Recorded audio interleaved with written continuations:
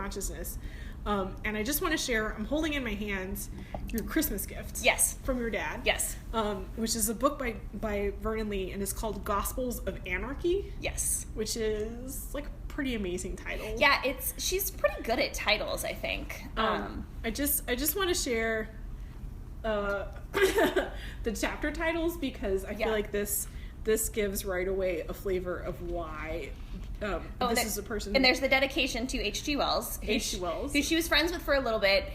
They corresponded for a while, and then inevitably they had a falling out because she always managed to have falling outs with people.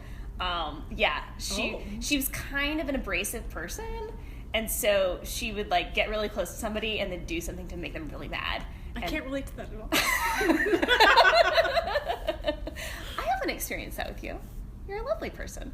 I actually have very lovely relationships with all my friends. There you go. But I can relate to being a little bit abrasive. You know? Yeah, I mean, I can give you examples later if you want. So, so these are the chapter titles. Yeah. Which I fell in love with this the second I saw it. Yep.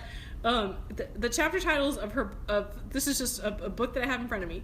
Chapter 1, Gospels of Anarchy. Chapter 2, Emerson is a teacher of latter-day tendencies. Chapter 3, and this is my favorite, Deterioration of the Soul. I'm super into this one. And then there's a couple here that just the economic parasitism of women. Ruskin is a reformer. Nietzsche and the will to power. Tolstoy on art. So this is yeah. She just sounds like a very learned, yes, absolutely, and opinionated lady. Indeed. And so I should say that her birth name was Violet Paget. She took the name Veron Lee as her pen name, but she also went by it in real life. Yeah. I mean, like her, and I know this book, like from reading biographies of her, but also I've done a lot of work in reading her letters, and depending on who she's writing to, they would call her Vernon, or they would call her like her mom would call her Violet.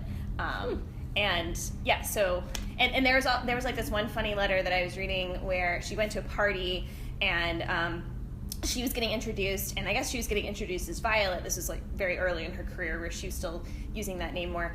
And this poet, Augusta Webster, who was kind of a big deal in the late 19th century. She wrote lots of dramatic monologues. Yeah. Have you read anything by her? No. Oh, you should. She's great. It was lots of like... You had me at dramatic monologues. So she wrote a lot like Robert Browning's dramatic monologues, but often from the viewpoints of women. Anyway, so she met Augusta Webster, and then after the party, I guess somebody told Augusta Webster, oh, that was Veron Lee. And so then Augusta Webster, like, visited her the next day and was like, I didn't realize you were Veron Lee. I love your work. And so this name thing was kind of kept her incognito for a while. But she was also, throughout her, the one relationship she did maintain was she was very close to John Singer Sargent. Oh! They were childhood friends. No kidding! They met in Rome. I love John Singer Sargent. And they were friends forever. Yes. Did he paint her? Yes. Where is it? I don't know where it is. Okay. I've only seen it online. I haven't seen the painting in We person. obviously have to go see it. Sure. It's great. I mean, and it's a good representation of her presentation. So I guess today we would probably say that she was genderqueer. So she she wore what was at the time called very masculine clothing, and that she wore lots of like dark black, lots of like collared shirts. I think she had a lot of her clothes like custom made because she didn't want to wear like the flouncy fashions of the time. This is so interesting to me because I think when I think of women wearing masculine clothing, I automatically picture like somebody wearing pants. Right. But this isn't somebody wearing pants. Like, no. There's all kinds of kind of subtext with the colors and with the cut of things. Yeah. It's part of why sometimes people think of her as a movement from the time period called the New Woman. Are you familiar with this? A little bit. And dress was a part of this. And so... Like, did she wear a corset? I don't know. It's a good question.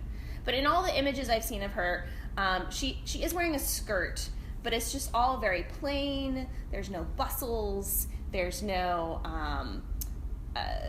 ruffles. There's no lace. It's just all very severe. This is just so interesting to me because like when I think of a Sargent painting, it's very society lady. You know, you got your Madam X and it's whole... just like from like collarbone up. It's not a full length portrait, you know.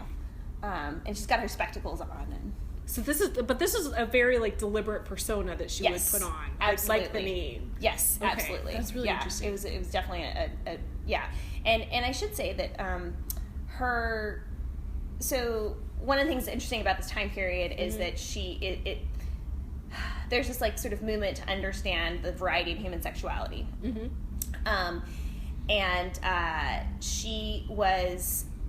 There's this guy named Havelock Ellis who was one of the first people to try to sort of suss out different sexual orientations, at least in England.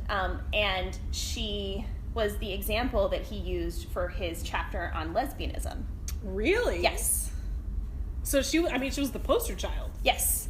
So she had lots of romantic relationships with women. Yeah. This is fascinating. Yeah. Okay, so she had this like very masculine appearance. She is the chapter on lesbianism in this guy's book. And then she was a writer. Yeah. So tell me about her writing, because I started reading and I kind of didn't finish, but I'm very excited to finish. Is it the Phantom Lady? So it's called The Phantom Lover. The Phantom Lover. And its alternate title is Oak of Oakhurst. Okay. Yeah. And I should say, I absolutely recognize that her writing style is very verbose. Yeah, but that's a selling point. Well, and part of that is like she really admired Henry James. She loved him. And they were like, if you had told me that at the outset, I would never have picked up this woman, because I can't even contain in words how much I dislike Henry James. One of my classmates once refers to reading Henry James like digging a ditch with a teaspoon. It's very accurate. I feel like that's, but I wasn't getting a Henry James vibe from at least the introduction. I was getting more of a not like an Ethan Frome.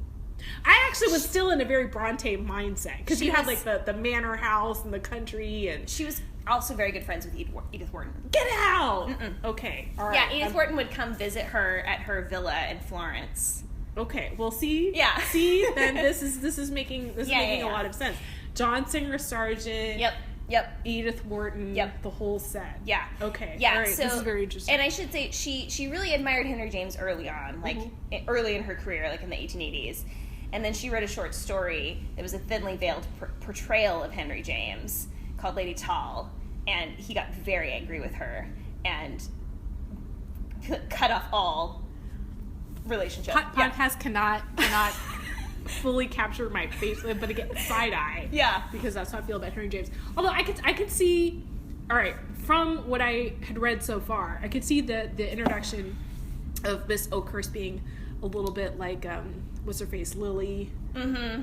Lily. I mean, because what's her face from Henry James is always described in this very like painterly way, right? And here you have like an actual painter describing this woman in like very aesthetic terms. Right. Absolutely. Which is okay. I guess that's also interesting now, knowing that she was a lesbian, because it's like pretty objectifying. You know, that we get so much about what Miss Oakhurst physically looks like, before we get any of her like speaking or personality or anything like that. Right. Yeah, and the thing I like about that I guess it's a novella, it's kind of a long short story, is that by the end it kind of becomes it is a story about Alice Oak, but it's also really a story about the narrator, the painter, and sort of how he sees her and what he is looking for artistically, and the value that he places on different artistic qualities. So like a couple of things that jumped out to me. One, not knowing anything about Veron Lee, she had to have been like a very well-educated person, because there's all these like little Shakespearean touches. You know, like the first paragraph is everything is like stale and unprofitable, just like right out of Hamlet, and something is like hiding behind an heiress, which is very like Polonius or whatever. And then he's also very like the painter, I mean, is like a little bit snarky. So there's just like the reason that I guess like the outset of the story is that there's a painter, and the painter goes to this house because he's been commissioned by the husband, Mr. Oak, to paint the wife, Alice Oak. But the way that he sets it up is that he has to take the commission because he has painted an overweight woman, and she doesn't find the portrait very flattering. And he just says flat out, like, well, it wasn't flattering because I just painted her exactly what she looks like. You know, so like, there's not like a super sympathetic, you know, thing to say, but it's also like, it's funny. Right? And so like all the society biddies, like nobody wants her. So I guess he's like the anti-Sergeant, because Sergeant makes everybody look good. Right. So when he goes out to this house, he's just convinced that it's going to be so boring. And why did I ever sign up for this? And then he sees Alice and she's just, you know, well, amazing. First he sees the house. He sees the house, and he thinks the husband's dippy. He's not interested in the husband at all. Yeah, the husband does seem kind of dippy.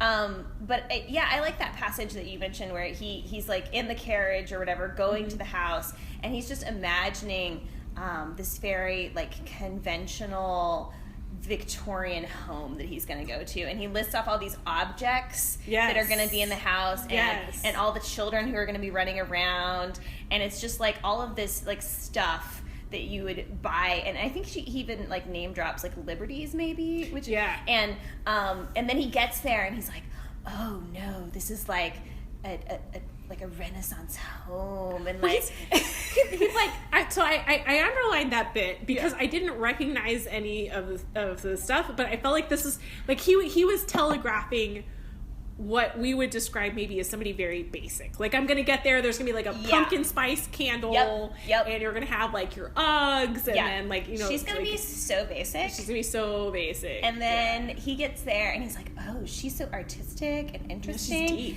deep. She's like so obsessed with the Renaissance. He's a hipster. He's a hipster. Absolutely. And he does not want to be going, Well, and the hipsters of this time period were the aesthetes.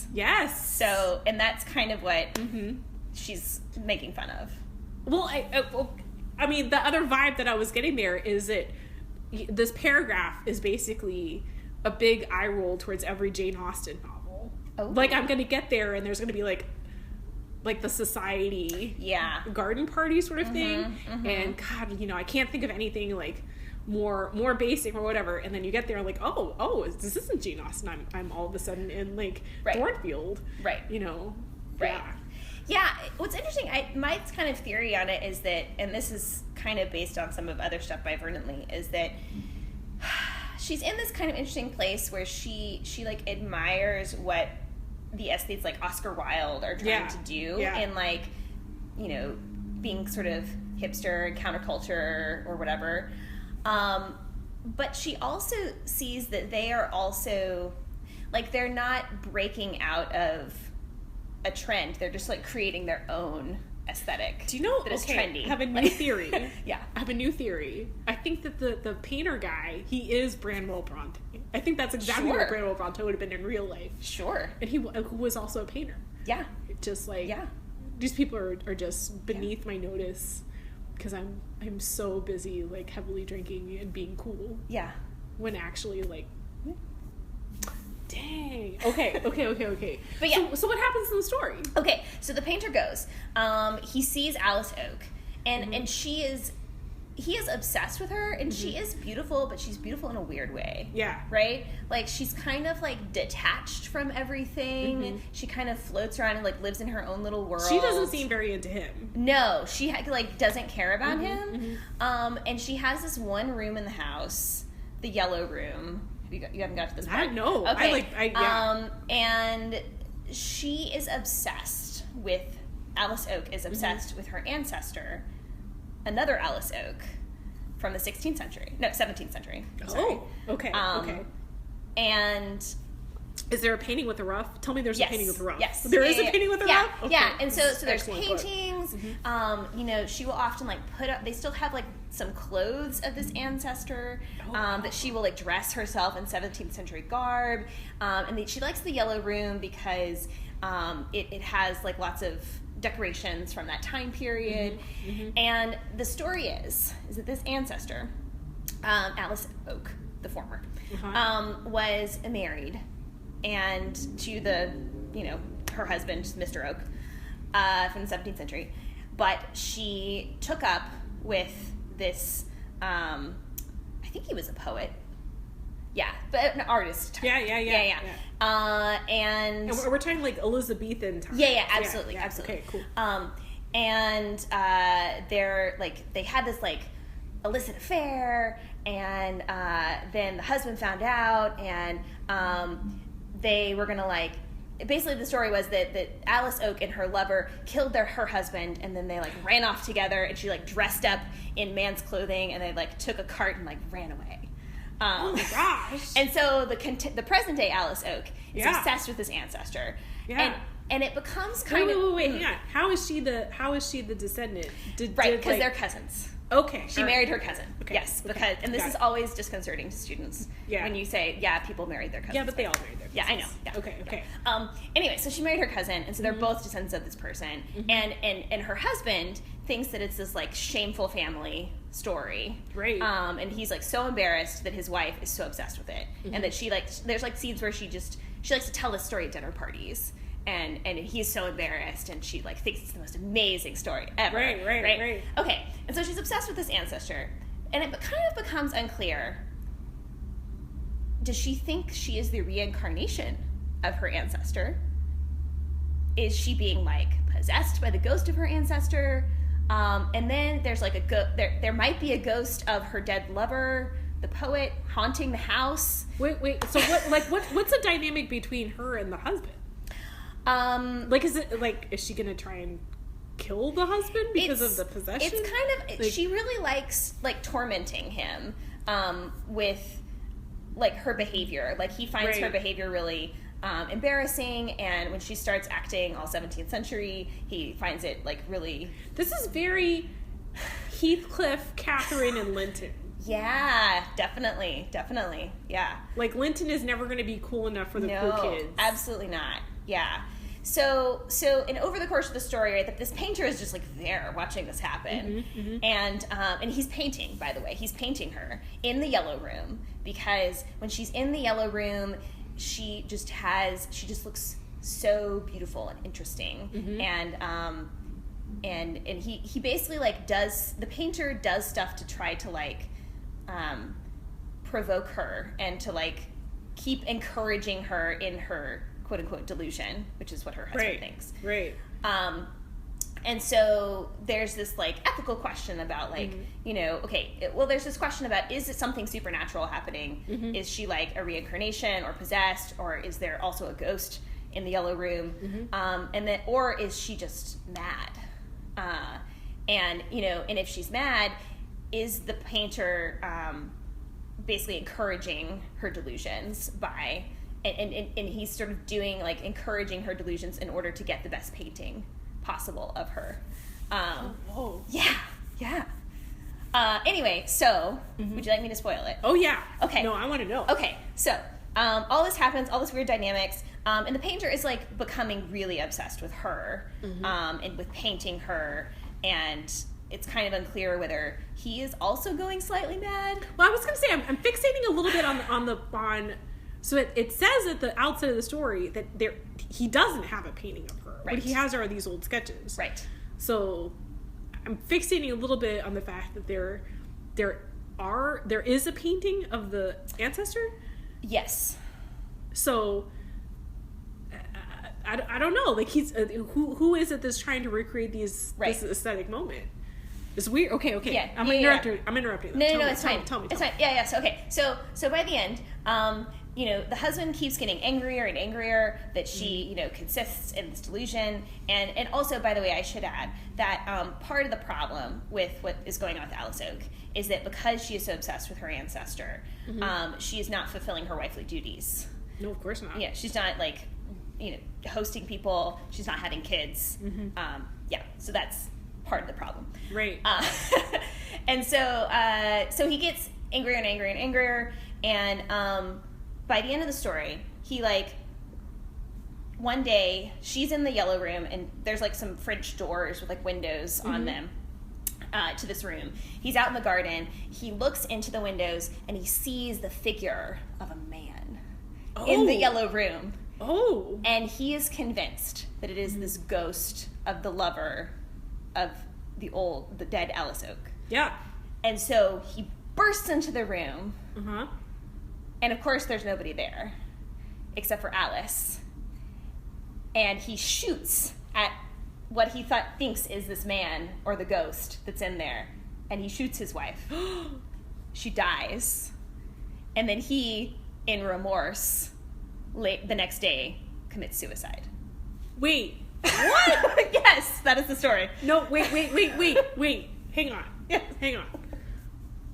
He goes into the room. Is she dressed? No. Like how? Like is she dressed in a way that makes her look like a man, like the dead lover? I don't think so. Or he just sees a figure. He thinks he sees a man in the room with his wife, and he shoots at the man and ends up shooting his wife. So, does this count as them fulfilling the the dark? Because oh, wait, what? Okay, hang on. So in the original, like the ancestors scenario, the husband kills the wife and the lover? No, they kill the husband. Oh, that's right. Yeah. They kill the husband. Yeah. But in like the modern iteration, the husband kills weirdly the wife and the lover, but really it's just the wife because there is no lover. And then himself. Yeah. And then the painter is just like, yeah, all this happened. And so of course, you know, it's all unresolved. Like, you know, what was the husband driven insane? And therefore he was hallucinating. Did he actually see the ghost? We don't know. That is a crazy story. I agree. I enjoyed that very much. Good. Wait, so are all her stories like this? No. But she did write a whole bunch of... This is very Wilkie Collins. Yeah. So she did write a whole bunch of these supernatural stories, or sort of ambiguously supernatural stories. Right. And so this one, as well as a couple of others, were in a collection named Hauntings. And there's lots of other crazy stories, like similar kinds of stuff, like very like lots of like dramatic romance and possible ghost hauntings and people, you know, being driven to terrible acts by their passion. And okay, so one of the things I find interesting here is that like a lot of these stories, the end point is the marriage or not marriage. And this one, that's off the table. Yeah. Because they're already married. Right. And so it like the resolution isn't going to be that they fall in love, right? Or they don't fall in love, or they end up together. Right. Which I guess there's not a whole lot of ways for that to have gone. Wait, so the painter here, he's not in love with anybody. He's just like an obsessed observer. Yeah, sort of. And then he leaves and he has this crazy story. Yeah, and I think like the frame story is sort of that I told you that story that one time. Yeah, or that like I think if I remember correctly, it opens with somebody coming into his studio and seeing like this woman, or like these unfinished sketches and attempts at painting this woman, and they're like, what's going on here? Are you obsessed with her? And he's like, yeah, but I can't do it because I couldn't finish the perfect portrait. Well, it lays it on so thick on how her beauty isn't in her stillness. Right. Like it's in the way she moves, and that she actually looks odd. Yes. That she's like kind of. It says that she's like straight like bamboo. Yes. And that she's stooped a little bit. Yeah. But her beauty is in like her movements. Yeah. Which is like, I mean, you right. can't capture that, of course, in the painting. Oh, this is a good story. I agree. Yeah. But yeah, so and I think one of the things that Veron Lee is, and she does write more like realist stories as well, and she has one of her novels that she wrote that is probably one of my favorites is called Louis Norbert, and it kind of takes some of the themes from these supernatural stories, which are often about like this questions about like art and artistic value and artistic obsession or obsession with history or the past or a romanticization of the past. Yeah. And she kind of casts it into a more realistic setting where it's basically a historical detective story where an archaeologist and Lady Venetia Hammond are that's a great I know, it's so great. It's a great name. Lady Venetia Hammond are trying to solve the historical mystery of this man named Louis Norbert, whose portrait hangs on the wall of her family estate, and they're trying to determine who he really was. And again, he was from the 17th century. She was a little bit obsessed. Veron Lee. Well, it puts another layer onto that Ruskin chapter. Yeah. That we said, because it's very like Pre-Raphaelite to like over and over again try and recreate this like mythic past. Yes. Okay, so what happened to Veron Lee? Because what you're describing to me is that she runs in these like pretty high literary circles, that she's well known enough in her time that she has to like go around incognito when people are coming up to her parties. Yeah. But I've never heard of her. Yeah. So what happened? So there are a lot of theories on this, and one of them is that she so that she has a lot of stuff working against her. One of them is that she worked in multiple genres, right? We talked about her short stories. She wrote novels. She also is a very prolific essayist. Like this book here is just like intellectual, cultural essays type of thing. She wrote travel writing, which I am really interested in. And so she doesn't really get classified as like, one thing or the other. She's too like diverse or something for like, people who specialize in novels to like say, oh, she's a great novelist. She's not a great novelist. She's an interesting novelist, but anyway, she also, as I was saying, I think she kind of falls in between time periods. And so, she doesn't represent Victorianism exactly. And she doesn't really represent the modernists because she has too much of the Victorians in the way that she writes and stuff like that. So, things persist because they get taught, because they fit into our model or understanding of literary history. And she doesn't really fit the model of that these are two distinct time periods and never the two shall meet. Yeah. And then you said she was kind of abrasive too. She was also, and so she had lots of relationships with other prominent writers and artists that often ended in disaster because she would say something to them in person, or she would write a story about them that they didn't like. And like the Henry James story. Yeah. She also did this with her first novel, where she sort of wrote a satire of the Pre-Raphaelites. Who deserve it. Yeah. And she was basically critiquing, which was pretty fair critique, that a lot of times they would kind of romanticize poverty.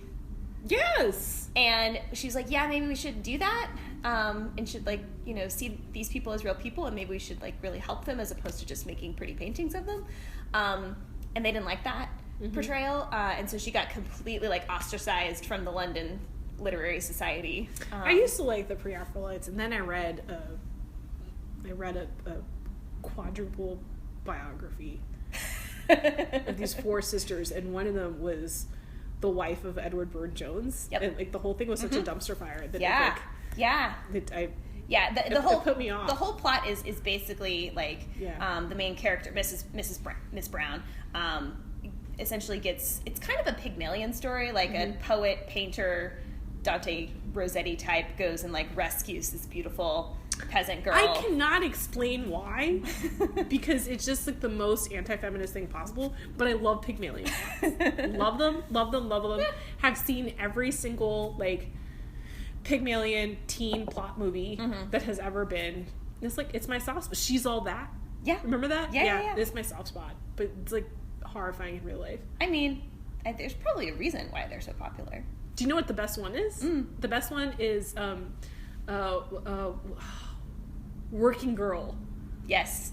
From the 80s. Yep. Because there's no Pygmalion. She just makes over herself. Yeah. That's great. Actually, that's a good point. Yeah. I love that one. Okay, so Veron Lee. Yeah, so she had a talent for making people not like her at a certain point.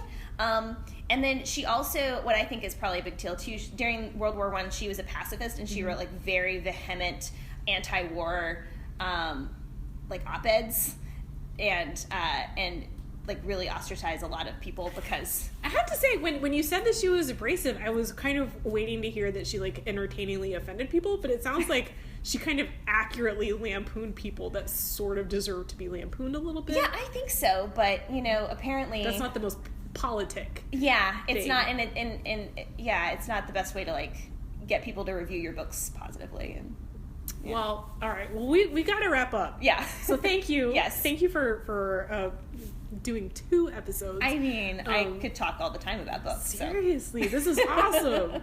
This is awesome. I could listen to you all day talk about books. Oh, thanks. But I think hopefully we are convincing the world to give Veron Lee a second look. Yeah, you should. It was amazing. All right. Thank you. Yeah.